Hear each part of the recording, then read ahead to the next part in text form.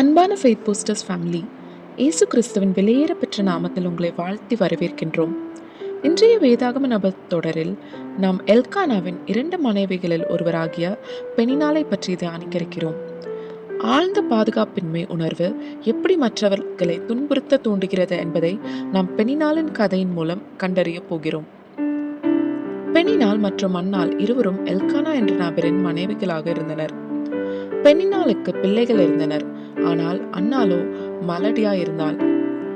Elkanah பலியிடும் நாளிலே பெனினாளுக்கும் அவளின் பிள்ளைகளுக்கும் பங்கு கொடுப்பான். ஆனால் அன்னாளை அவர் மிகவும் நேசித்தபடியால் இரட்டிப்பான பங்கை கொடுப்பது வழக்கம். அன்னாள் மலடியாயிருந்தபடியால் பெனினாள் அவளை மிகவும் நிந்தித்து வேதனைப்படுத்தினாள்.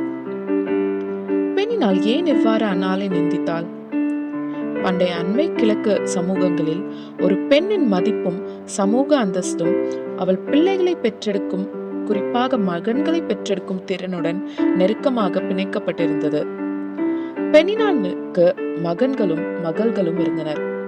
ஆனால் அப்படி இருந்தும் எல்கானா தன்னை விட மலடியா இருந்த அன்னாளை மிகவும் நேசித்ததினாலும் பிள்ளைகள் எல்லா நிலைமையிலும் அன்னாளுக்கு தயை பாராட்டினதாலும் வந்த பொறாமையின் நிமித்தம் அன்னாளை தன் எதிரியாய் கருதி அன்னாளிடம் இல்லாததை வைத்து அன்னாளை நிந்தித்துக் கொண்டிருந்தாள். பெனினாள் தனது சொந்த அந்தஸ்தை நிலைநாட்ட அன்னாளின் குழந்தை இல்லாமையை ஒரு ஆயுதமாக அன்னாளுக்கு எதிராக பயன்படுத்தினாள். இதன் நிமித்தம் அன்னாள் மிகுந்த வேதனைக்கு உட்பட்டாள். பெனினாளின் ஆவி என்பது பொறாமையும் உறவுமுறை எதிர்ப்பையும் இடைவிடாத பரிகாசத்தையும் குறிக்கிறது. இது நம் அடையாளத்தை தாக்கி நோக்கத்தை கேள்விக்குட்படுத்தி பலவீனங்களை ஆயத்தமாய் பயன்படுத்தி நம்மை சோர்வடைய செய்கிறது. வேதாகமம் தெளிவாக சொல்கிறது, தேவன் அன்னாளின் கற்பத்தை அடைத்திருந்தார். ஒரு நோக்கத்தின் நிமித்தம் அவர் அதை அடைத்திருந்தார். இஸ்ரவேலருக்கு ஒரு தீர்க்கதரிசியை அன்னாள் மூலமாக கொடுக்க தேவன் திட்டமிட்டிருந்தார். அதற்கான வேலை வரும் வரை அன்னாள் காத்திருக்க வேண்டியிருந்தது. மேலும் அவளையும் ஆயத்தப்படுத்த இந்த நேரம் அதற்கு தேவையாக இருந்தது. ஆனால் இதை அறியாத அன்னாளும் பெனினாளிற்கும் இடையே பிரச்சனைகள் ஆரம்பித்தன. பெனினாள் அன்னாளின் மலட்டுத்தன்மையை சுட்டி காண்பித்து அன்னாளின் அடையாளத்தை சிதைக்க முயற்சித்தால் அவர்களின் உறவை முறியடித்தாள். மேலும் குழந்தையின்மையை சுட்டி காட்டுவதன் மூலம் எல்கானா குழந்தைகள் உள்ள தன்னை அன்னாளை விட நேசித்திர மாட்டாரோ என்று நினைத்தாள். உறவு முறைகளுக்குள் சிக்கல்கள் கொண்டு வந்தாள். மேலும் அன்னாளின் பலவீனத்தை அவளுக்கு எதிராக பயன்படுத்தி அவளை சோர்வடைய செய்தாள். பெனினாள் அன்னாளின் வேதனையை அதிகமாக அறிந்திருக்க கூடும். அவள் இருந்த நிலையில் அவள் அன்னாளிற்கு ஆறுதலாக இருந்திருக்கலாம். ஆனால் அவளின் வலியை மற்றும் பரிதாப நிலையை மறைக்க, அதாவது எல்கானாவின் அன்பு இல்லாததினால் அதை மறைக்க அவள் தேர்ந்தெடுத்த ஆயுதம் அன்னாளை மிகவும் துன்புறுத்துவது. தேவன் அன்னாளுக்கு வைத்திருந்த நோக்கத்தை அவள் அறியாதிருந்தாள்.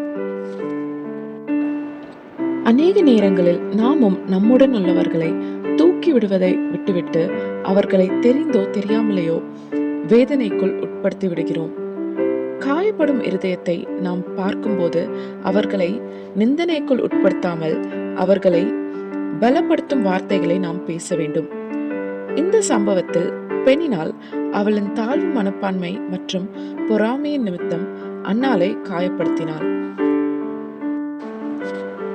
பெனினாளின் கதையின் மூலம் நாம் கற்றுக்கொள்ள வேண்டிய பாடங்கள்: முதலாவது, ஒருவரின் வலியை ஒருபோதும் ஆயுதமாக பயன்படுத்தக்கூடாது.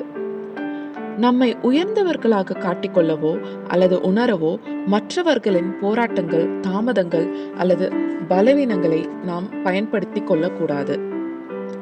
இரண்டாவது, ஆசீர்வாதங்களை கருணையுடன் கையாள வேண்டும்.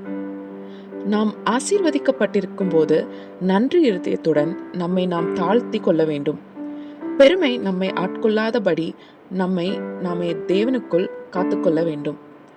மேலும் நமது வெற்றிகளும் சலுகைகளும் காயப்படுகிற இருதயங்களுக்கு ஆறுதலாக இருக்க ஒரு வாய்ப்பாக உணர வேண்டும். மூன்றாவது, பொறாமை கொடுமைக்கு வழிவகுக்க கூடாது. பொறாமை என்பது ஒரு ஆபத்தான உணர்வு. பெனினால் அன்னாளை கொடுமைப்படுத்திய மூல காரணம் எல்கானா அன்னாளை மிகவும் நேசித்ததுதான். சமமற்ற அன்பையோ கவனத்தையோ எதிர்கொள்ளும் போது அது நம் இருதயத்தில் ஒரு கசப்பாய் மாறுவதற்கு முன்பாக நாம் நம் இருதயத்தை காத்துக்கொள்ள தேவனிடத்தில் நம் இருதயத்தை ஒப்படைக்க வேண்டும். தேவன் நம் இருதயத்தை காத்துக்கொள்வார். இந்த கதையில் பெனினாளுக்கு வேண்டியது, அதாவது எல்கானாவின் அன்பு அன்னாளுக்கு கிடைத்தது. அன்னாளுக்கு வேண்டியது, அதாவது கற்பத்தின் கனி, பெனினாளுக்கு கிடைத்தது. தனக்கு வேண்டியதை உபத்திரவத்தின் மத்தியில் அன்னாள் தேவன் பாதத்தண்டையில் தம்மை சமர்ப்பித்து பெற்றுக்கொண்டாள். ஆனால் பெனினாள் தனக்கு பிள்ளைகள் இருந்தும் அவளுக்கு மன அமைதி கிடைக்காததால் அவள் அன்னாவின் வலியை தாக்க தேர்ந்தெடுத்தாள். பெனினாள் தோற்றத்தில் பலனுள்ளவளாகவும் குணத்தில் மலட்டாகவும் இருந்தாள். அன்னாளோ தோற்றத்தில் மலட்டாகவும் விசுவாசத்தில் பலனுள்ளவளாகவும் இருந்தது நிமித்தம் தேவனிடத்திலிருந்து கற்பத்தின் கனியை பெற்றுக்கொண்டாள். பெனினாளின் வார்த்தைகளும் செயல்களும் அன்னாளுக்கு வேதனை அளித்திருந்தாலும் அவள் தன் நிந்தனைகளை தேவனிடத்தில் ஒப்படைத்தாள். அதன் மூலம் புது பலனையும் ஆசீர்வாதத்தையும் பெற்றுக்கொண்டாள். பெனினாளின் வேதனையோ அவளை தேவனிடமிருந்து விலக்கியது. நம் வாழ்க்கையில் அநேக நேரங்களில் பெனினாளின் ஆவியை நாம் எதிர்கொள்ளக்கூடும். ஆனால் ஒரு பெனினாளின் ஆவி உங்களை சோர்ந்தடையவோ அழிக்கவோ விடாதீர்கள். பெனினா ஒரு தற்காலிக வெற்றியை பெற்றாள். ஆனால் அன்னாள் ஒரு நித்தியமான மரபு உரிமையை பெற்றாள். நிந்தனையால் ஏற்படும் வலியை உங்களை தேவனிடமிருந்து விலக்குவதற்கு பதிலாக அவரை நெருங்குவதற்கு பயன்படுத்துங்கள். இந்த வீடியோ உங்களுக்கு பிடிச்சிருந்ததுன்னா லைக் பண்ணுங்க, கமெண்ட் பண்ணுங்க, உங்க அன்பானவர்களோட ஷேர் பண்ணுங்க. ஃபெய்த் பூஸ்டர்ஸ் சேனலை சப்ஸ்கிரைப் பண்ணுங்க. God bless you.